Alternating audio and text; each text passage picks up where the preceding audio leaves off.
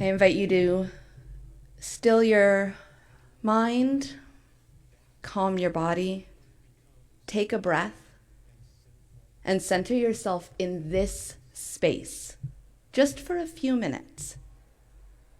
And listen to these words.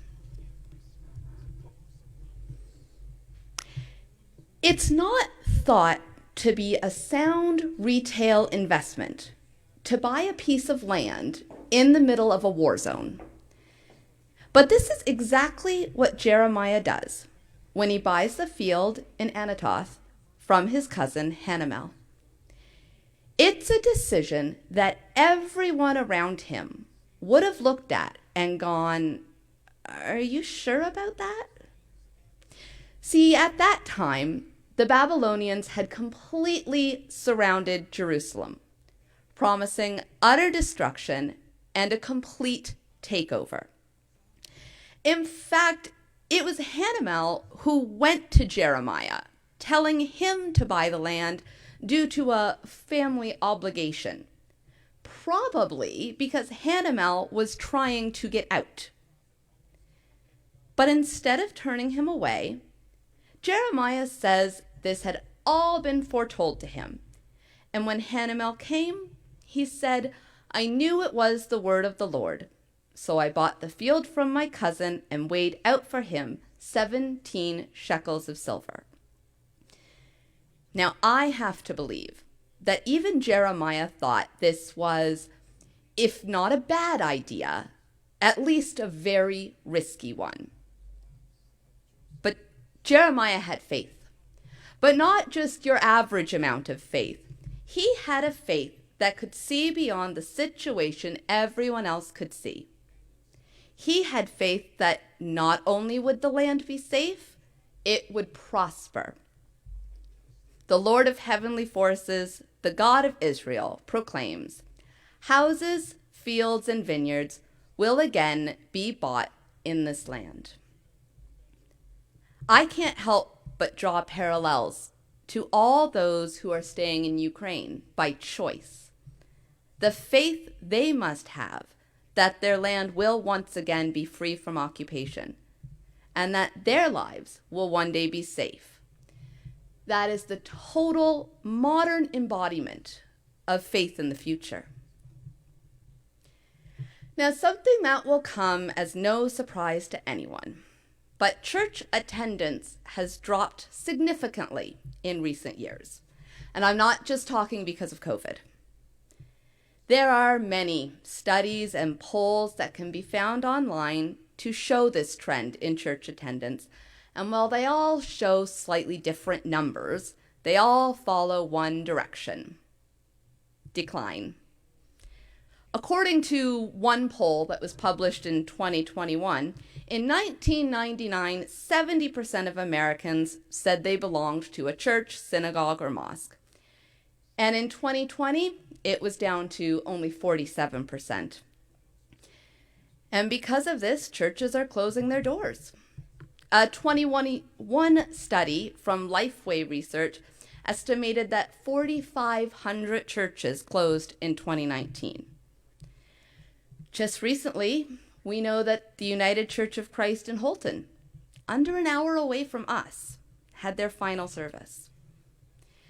To add to the seemingly bleak situation, church attendance has dropped most significantly with young adults.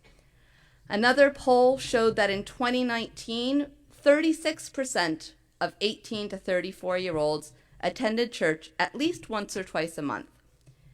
This has fallen to just 26% now.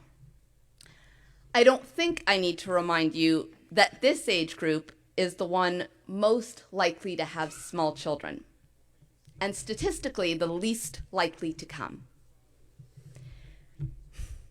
We also need to talk about the status of church budgets. We all know the finances needed not only to repair, but simply maintain an old building. We have all felt the repercussions of rising fuel costs around the country. And this is Maine, and the weather isn't getting any warmer. Let's not forget our parsonage.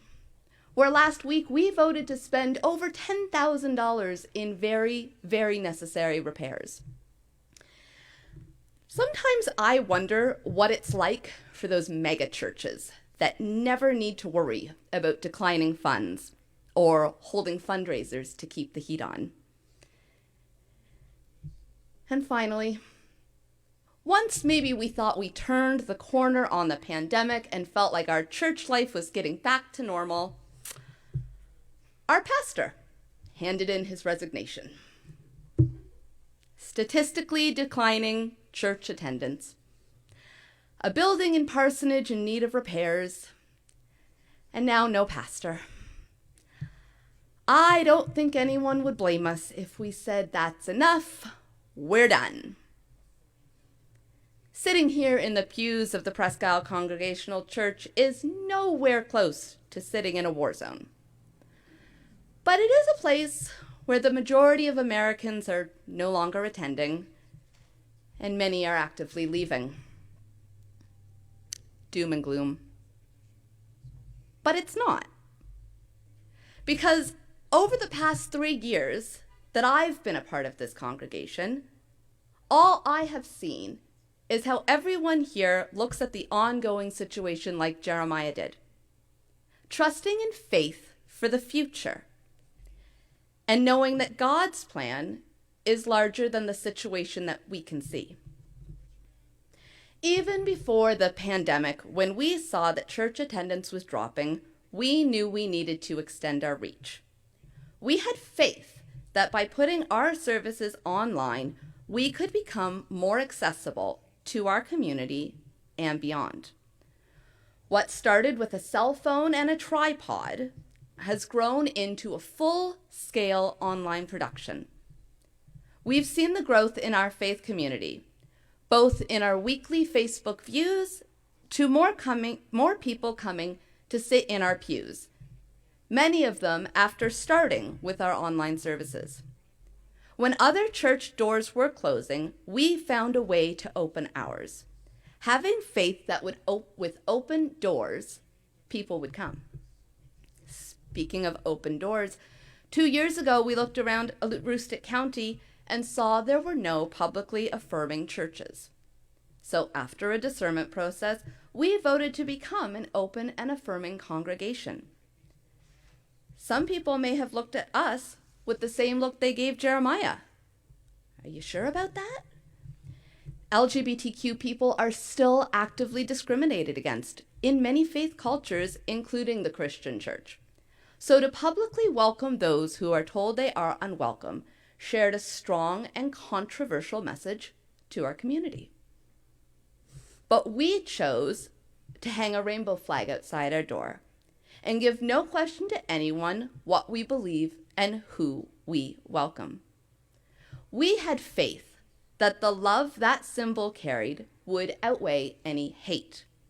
We had faith that anyone, regardless of sexual identity, who needed to see that sign to feel welcome would see it, and they might come in. And we have been made a better congregation after meeting people who came to us because of that. We showed faith in young families by turning part of the sanctuary into a wiggle room, a space where parents can feel comfortable with their children playing and making noise and feeling welcome. We offer children's ministry each week, not knowing if we will have one child.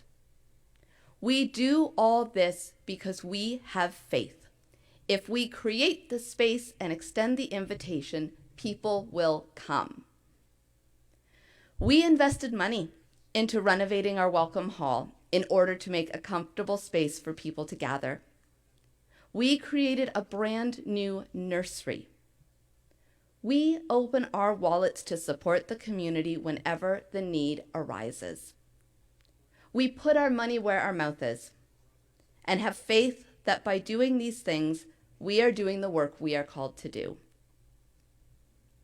And finally, we have a group of people working together to really dig into the needs and vision of the church in order to find guidance for the future.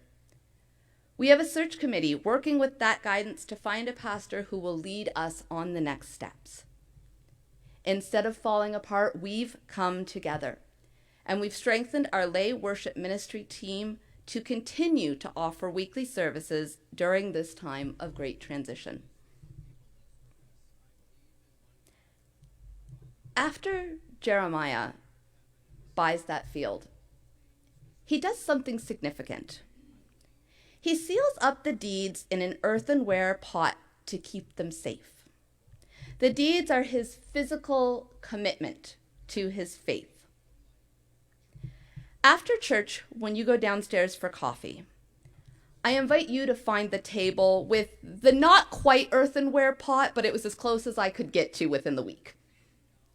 On it, you will also find paper and pencils. And I want you to use those to write down your faith-filled vision for this church. It can be as simple as a short sentence or a picture, and if you are here with young children, I invite you to bring them into this process.